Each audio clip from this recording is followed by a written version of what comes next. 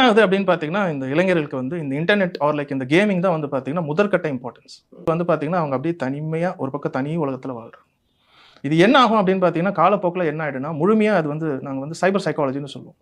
எந்த அளவுக்கு ஒரு தனி மனிதன் ஒரு இன்டர்நெட் உலகத்துக்குள்ளேயே போயிட்டே இருக்கிறாரோ, அவருடைய எண்ணமும் வந்து பார்த்தீங்கன்னா, ஒரு ஃபேண்டசி உலகத்துக்குள்ள போயிடும். அதாவது ஒரு பிளஷர் சீக்கிங்ன்னு சொல்லுவாங்க. ஒரு ரியாலிட்டிக்குள்ளேயே வரமாட்டாங்க. ஒரு பிளஷர் பிரின்சிபல்லயே அவங்க அதாவது ஒரு ஒரு விஷயம் நடக்கணும், டக்குனு கிடைக்கணுன்ற ஒரு ஊண்டுதல்லயே இருக்கிற மாரி இருப்பாங்க. இதுல நெறைய வகை இருக்கு. அப்படி நீங்க அடோலசன்ஸ்ல பார்க்க ஆரம்பிச்சீங்க அப்படின்னு பார்த்தீங்கன்னா, சைபர் செக்சுவல் அடிக்ஷன்னு சொல்லுவாங்க. நெறைய பேர் வந்து பார்த்தீங்கன்னா, 2019க்கு அப்புறம் இந்த பேண்டமிக் அப்புறம் இந்த பார்ன் அடிக்ஷனுக்கு வந்து பாலியல் ரீதியான படங்களை பார்ப்பதில வந்து ரொம்ப அதிகமா ஆகி போய், சில இளைஞர்கள்லாம் வந்து பார்த்தீங்கன்னா, அந்த மாஸ்டர்பேஷனே வந்து மிகப்பெரிய சின், பாவம். எனக்கு தெரியல வேற வழி இல்ல. நான் டெய்லி ஒரு ஒரு புரோட்டோகால் மாரி அத பண்ண ஆரம்பிக்கிறேன்னு சொல்லக்கூடிய கில்ட், ஒரு குற்ற உணர்வு வரக்கூடிய அடோலசன்ஸும் உண்டு. அதே மாரி சைபர் ரிலேஷன்ஷிப் அடிக்ஷன்னு சொல்லுவாங்க. இப்ப நீங்க ஆன்லைன்ல சில பேர் டேட்டிங்கா இருக்கட்டும், இந்த WhatsApp இருக்கட்டும், ஆர் லைக் நீங்க Instagram இருக்கட்டும், ஏதோ ஒரு